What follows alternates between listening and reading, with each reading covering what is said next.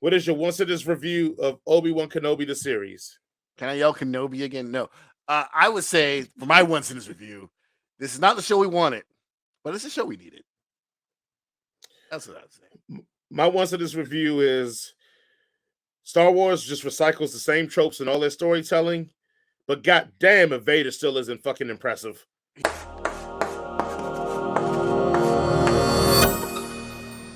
Legendary Jedi Master Obi Wan Kenobi was a noble man and gifted in the ways of the Force. He trained Anakin Skywalker and served as a general in the Republic Army during the Clone Wars and guided Luke Skywalker as a mentor. This series takes place before all of that. So, Jason, and I give that exhale like that, but we're going to do it like we do it every time. What is your one sentence review of Obi Wan Kenobi the series? Can I yell Kenobi again? No. I would say for my one sentence review, this is not the show we wanted, but it's the show we needed. That's what I would say.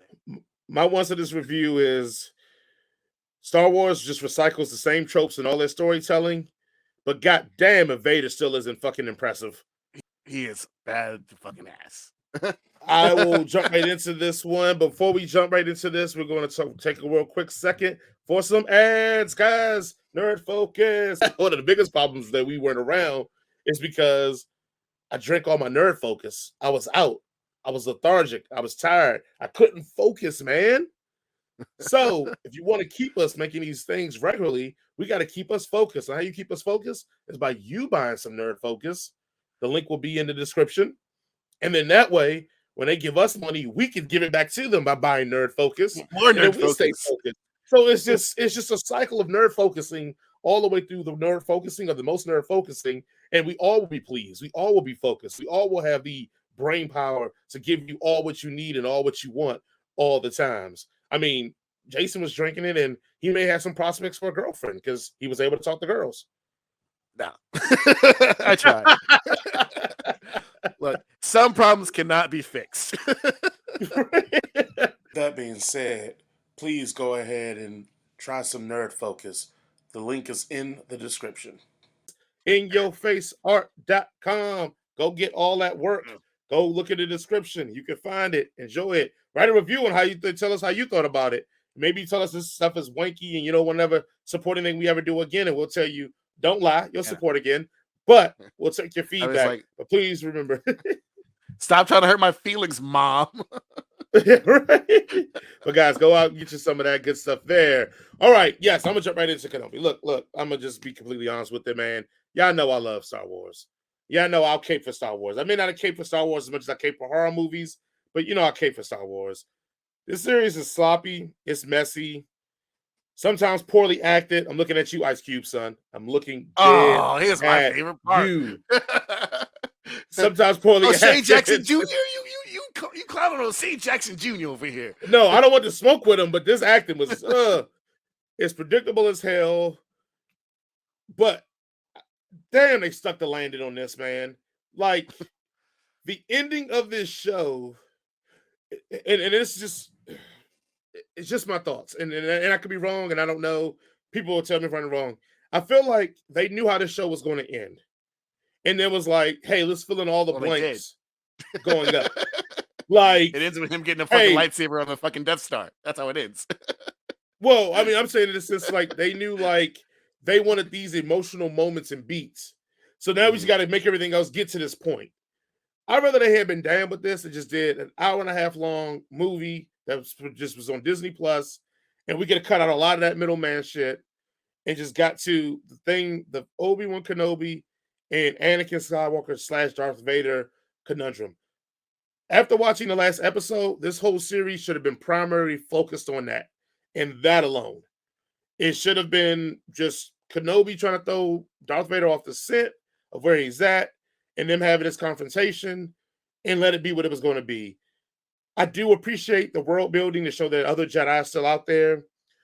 I do appreciate that, you know, they actually try to introduce new characters that we can buy action figures for and all that. I do hate that, you know, Mrs. Moses or Reva had to go with the hate that she to do outside of the show. But I do appreciate her character, and I wouldn't mind seeing a spinoff with her. ending in her dying by the hands of Vader officially. But with all that being said, like Star Wars isn't an issue, man, and it's in the problem is that the problem is they don't know how to tell stories, and that is the biggest cruxes here because you got the Mandalorian 1, great, Mandalorian 2, really effing good, but they still couldn't resist. Hey guys, remember these characters? Ha ha, yeah, you remember these characters, right? Did y'all watch the TV show that we did like 10 years ago? Right. Did you? Right. Here you go. They couldn't resist that. We get Boba Fett, which is full of, hey guys, you remember this character, right? He's a badass, right? Like it. They have this thing with it. It almost makes me think about one of the better things about The Last Jedi. When Kylo Ren's like, we need to kill the past. I mean, we need to like squash the past. If we don't, we can kill it.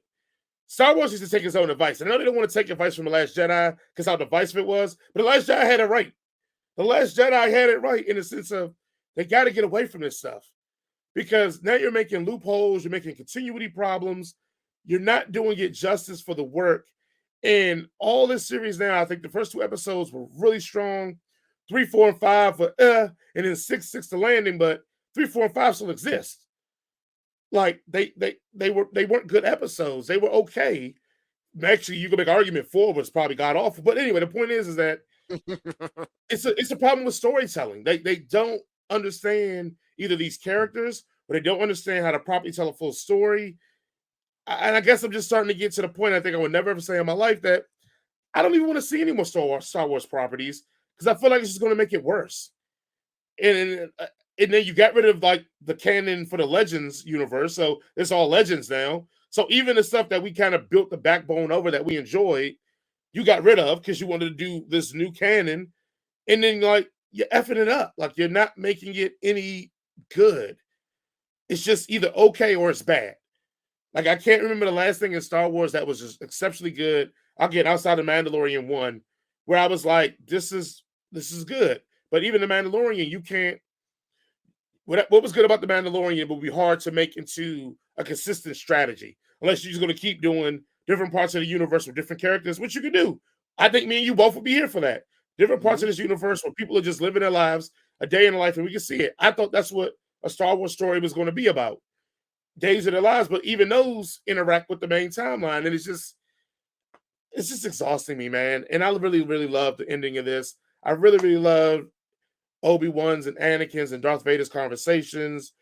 I love the half cut off of the mask and the tears, and it's so much good to like around it. But it's just like wrapping around it's like making a cake and putting shit in the middle of it. The middle of this was shit. And at the end of the day, the frosting probably tastes sweet, but if you eat the whole cake, you're gonna taste shit. And that's what I felt like at the end of this. Is I tasted shit with some sweet frosting on top, man.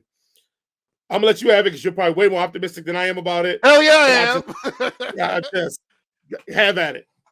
Bad Star Wars is still good Star Wars, and this is the far from bad Star Wars. All right, but I will agree with you on one thing, and it's and you know what? It's Star Trek has this problem too, which is why we probably don't review any of this shit on.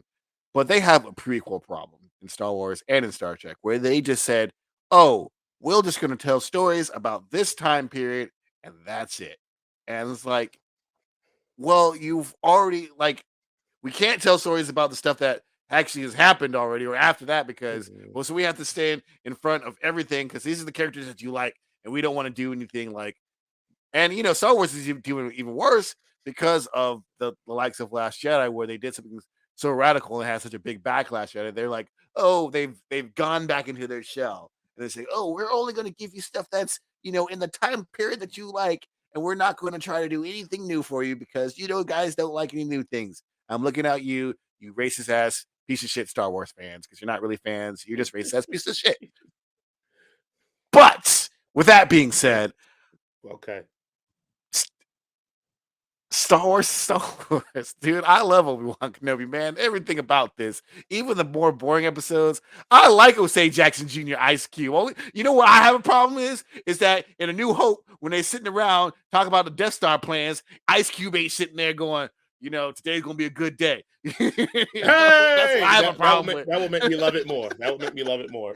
That's what I have a problem with. But that's what I have a problem with this show because, at the end, they're like, oh, yeah, you can make a good leader. And I'm like, I didn't see him in New Hope. He didn't show up at all in Return of the Jedi or Empire Strikes Back or whatever. So where the fuck he at? But I get the criticisms, but there's a lot of things here that they don't do, which is they don't do a lot of in your face fan service. Of course, there's a lot of Easter eggs and a lot of small references here, but there's not a lot of like overt fan service. One thing that comes to mind is in like in the Han Solo movie, where they keep bringing attention to the stupid dice thing, and they're like, "Ah, this is his dice. So, here, you see the dice?"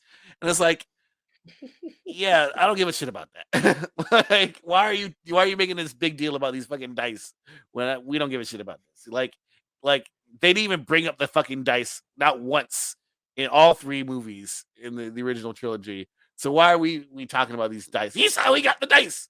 And this one, like, I mean, you could kind of say like the fucking um little toy model, I can't remember the model name of it, but that Right. Luke is playing with that he got when he was 10 and he's playing with 10 years later. But either way, they're still not doing a lot of that, like overtly, like, this is the thing. There's a lot of more new characters in this. I love Riva, like I loved everything she had to do. I think her story ended a little bit meh, but like I loved everything about her. Like, and I am me, I am the antithesis of dark side love. I think anybody who's like, I want to be a Sith is a fucking racist. All right. But so I loved Riva. I loved Ice Cube's kid. I loved freaking Alara Sand was in this. I can't remember the actress's name at this point. I love baby Leia. I loved her precociousness. That girl is definitely not 10 because she's 10 now. She was probably like 8 or 7 when she shot this. Because on her IMDb page, she is 10 now. So she is definitely not 10. You lied to us, baby Leia. I hate that. But the best thing is obviously the parts where you deal with Vader. And I guess the best thing about this show and the best thing about the overall prequel Disney stuff is they have made Darth Vader even more of a badass than he was in the original trilogies. Like, he is fucking scary in this shit. Like, he is scary. And like in the end, when he got the face all thing, and he's like, "Oh, Obi Wan, you didn't cause this. This is not your fault. I did this. This is me." And I'm like, shit, man. They're like, Obi Wan, stop walking away from that dude. You need to go over there and put a bullet in his face, because right. Why? But when I tell you, I had chills, I had goosebumps in that scene, especially when they were going in and out with James Earl Jones's voice and Anakin and Hayden Christensen's voice. It was so well done. It was so good, and you realize, like, yeah, he's got a black filter on his fucking shit. He's got a little switch that says black voice. Don't get it. It just tells me even in galaxy far, far away, they're always cultural. They always culturally appropriate motherfuckers, no matter where you from. Still scared of black folks. But yeah, like, is this what I would have done for Obi Wan Kenobi like prequel show? Probably not. But then again, I'm not hired by Disney, so they don't give a fuck what I think. All right. I enjoyed this. I had fun. And that's really the only thing I can ask for in a Star Wars show at the end of the day. So there you go. All right. Well, Jason, what would you give your rating for Obi Wan Kenobi series? 9 out of 5. Wow. There you go. I'm at 2 out of 5. I'm good, man. I'll probably revisit the last episode of this, but never revisit anything else of this whole thing. But get ready for here nor there. 14 more shows that they have in between, the end of the fucking episode 3 and the beginning of episode 1 or episode 7. There's 19 more shows we got. You know what? You are absolutely correct, because that's exactly what's going to end up happening. Well, with that being said,